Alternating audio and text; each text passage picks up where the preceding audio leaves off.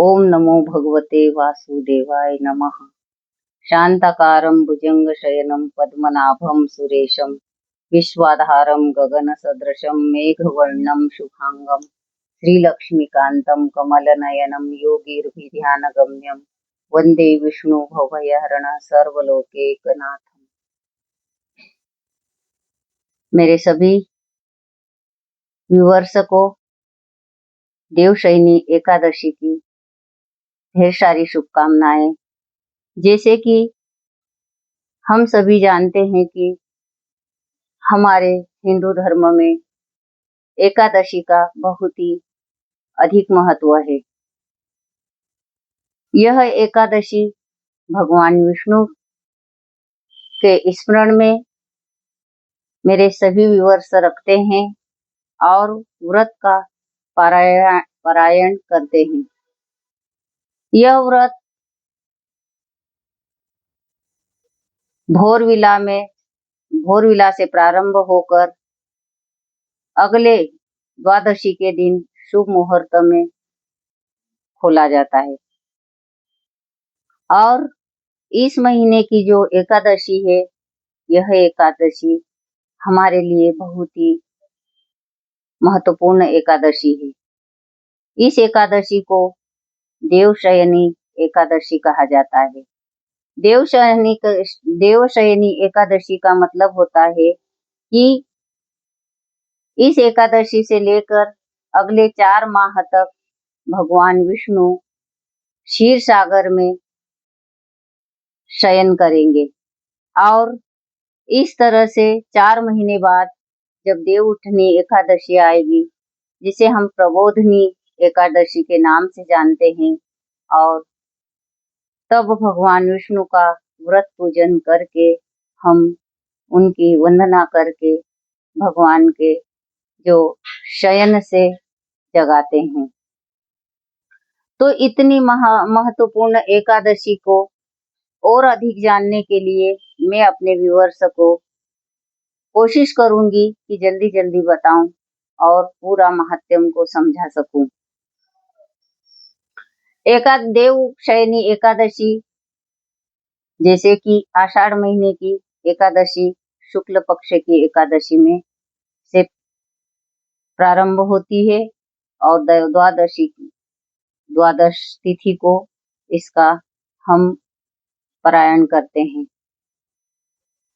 देवशयनी एकादशी को चातुर्मास भी कहा जाता है। भगवान विष्णु क्षीर सागर में शेषनाग की शैया पर योग निद्रा के लिए चले जाते हैं। इस दिन से हमारे हिंदू धर्म में सारे जो शुभ कार्य है, वह शुभ कार्य लगभग हम स्थगित कर देते हैं। जैसे विवाह, लगन, मान, मन्नत से संबंधित जो शुभ कार्य है, उन शुभ कार्यों को हम इन दिनों में वर्जित कर देते हैं। इसका जो आध्यात्मिक महत्व है, जो 4 महीने का जो हमारे लिए महत्व है, उस 4 माह में हम जप, तप, व्रत, पूजन, पाठ भगवान विष्णु का करके हम हमारी आध्यात्मिक विकास करते हैं और हम अपने आप को हील कर लेते हैं 4 महीने के अंदर, और भगवान की पॉजिटिव एनर्जी से हम सराबोर हो जाते हैं। इस तरह से 4 महीने हमारे कब निकल जाते हैं हमें पता ही नहीं चलता, क्योंकि जब हम शुभ कार्य करते हैं तो वह बहुत ही जल्दी समय बीतता है और परमात्मा की कृपा से हम इन 4 महीने में बहुत ही हम अपने घर में, अपने परिवार में सकारात्मकता ले आते हैं। अब अगर मैं बात करती हूँ कि आखिर यह व्रत करने पर मेरे कई व्यूअर्स है जिन्हें हो सकता है कि पूरी विधि विधान पता नहीं हो, तो मैं उन्हें यहाँ पर संक्षिप्त में जानकारी देना चाहूंगी कि इस दिन प्रातः काल स्नान करके यदि आप देव स्थान नहीं जा पाते हैं तो घर में ही स्नान करते समय माँ गंगा, यमुना, सरस्वती और माँ नर्मदा का स्मरण करें और ऐसा अपने आप को महसूस करें कि जैसे आप नर्मदा के किनारे, गंगा के किनारे या माँ यमुना के किनारे बैठकर आप स्नान कर रहे हैं और अपने आप को शुद्ध कर रहे हैं, पवित्र कर रहे हैं। और इस तरह से पीले वस्त्रों का धारण करें, क्योंकि भगवान हमारे विष्णु जी को पीले वस्त्र अत्यंत प्रिय है। आपने देखा होगा कि जितने भी उनके जो फोटो हैं, उनके छाया चित्र है, उनमें हम उन्हें पीतांबर धारण करते हुए देखते हैं। भगवान विष्णु या आपके यहाँ बाल गोपाल हो तो उन्हें पंचामृत स्नान कराएं। पंचामृत स्नान करवा के भगवान को सुंदर वस्त्र पहनाएं और सुगंधित इत्र से भगवान को इत्र लगाएं और उनके जो भी आपके पास गहने हैं वह पहनाएं। प्यारा सा एक मुकुट सजाएं और साथ में उनके हाथ में बांसुरी पकड़े, बांसुरी दे। हो सके तो यदि बाल गोपाल की पूजा कर रहे हैं तो माखन मिश्री से भोग लगाएं। यदि माखन मिश्री नहीं उपलब्ध है तो आप सफेद वस्तु या पीले जो लड्डू बनाते हैं, बेसन के लड्डू भी आप भगवान को भोग लगा सकते हैं। और फूल फलों से भगवान को आप यहाँ पर भोग लगाकर धूप, दीप, अगरबत्ती और भगवान के कुछ स्तोत्र का पाठ आप कर सकते हैं। यदि मैं मेरे व्यूअर्स को मेरी बात कहूँ तो मैं हमेशा जब भी पूजन करती हूँ तो मंत्रों के साथ पूजन करती हूँ।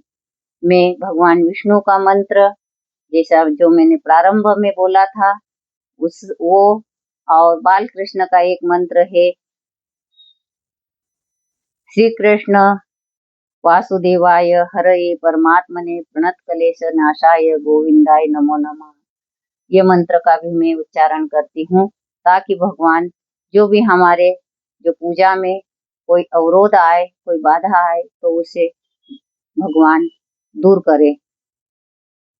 आज के दिन जैसे कि जिन व्यूअर्स ने मेरा पिछली एकादशी, कृष्ण पक्ष की एकादशी पर मैंने चावल, बाल क्यों नहीं धोते हैं, तुलसी पत्ते क्यों नहीं तोड़ते हैं, इस पर एक वीडियो अपलोड किया है मेरे ही यूट्यूब चैनल पर। यदि मेरे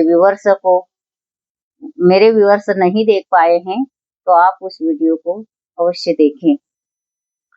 पूजन पाठ करने के पश्चात भगवान का स्मरण करते हुए प्रार्थना करें, हे परमपिता परमेश्वर, हे जगदीश्वर, आप 4 महीने के लिए शयन करने जा रहे हैं, तब भी आप मेरे परिवार की रक्षा करें। हमें पॉजिटिव ऊर्जा से सराबोर रखें।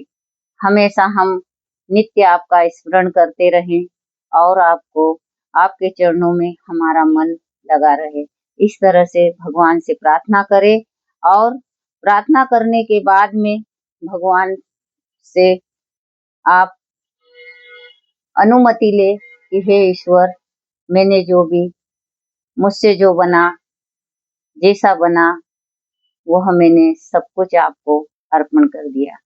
और मेरे व्यूअर्स को मैं ये बताना चाहूंगी कि मैं तो जब भी प्रार्थना करती हूँ तो मैं उनसे भगवान से ये कहती हूँ कि हे भगवान, मैं एक नारियल हूँ और वो हर नारियल रूपी जो मेरा तन है, जो मेरा मन है, जो मेरे विचार है, जो मेरी वाणी है, वह इस नारियल में समाकर मैं आपके चरणों में समर्पित करती हूँ। तो निश्चित रूप से यदि मेरे व्यूअर्स अभी अपने आप को नारियल समझकर भगवान के चरणों में समर्पित करते हैं तो मेरा विश्वास ही नहीं, मेरा पूर्ण विश्वास है कि भगवान आपको सब कुछ सुनेंगे, क्योंकि आपने एक नारियल के समान उन्हें भेंट चढ़ा दी है। अब कुछ भी बचा नहीं है। और यदि आप ऐसा करते हैं तो आपके जीवन में सकारात्मकता आएगी, ढेर सारा अबंडेंस आएगा, ढेर सारी खुशियाँ आएगी। दसों दिशाओं से परमात्मा आपकी रक्षा करेंगे, आपके परिवार की रक्षा करेंगे और आप खुशहाल जीवन व्यतीत करेंगे। इसलिए मेरे सभी व्यूअर्सों को निश्चित रूप से मेरे द्वारा यह संक्षिप्त में दी गई जानकारी जरूर आप उसका लाभ लेंगे और भगवान के चरणों में अपना मन लगाकर रखेंगे। और यदि किसी व्यूअर्स को एकादशी से संबंधित कोई और भी जानकारी चाहिए तो मुझे कमेंट्स करें और अच्छी जानकारी लगी है तो लाइक करें, सब्सक्राइब करें और मुझे आपको यह जानकारी कैसी लगी प्रतिक्रिया जरूर दें, क्योंकि जब तक प्रतिक्रिया हमें पता नहीं होती तब तक हम कहाँ गलत है, क्या गलती कर रहे हैं, खुद को पता नहीं होता। तो जरूर मुझे आपने मुझे सुना, इसके लिए सादर बहुत बहुत धन्यवाद।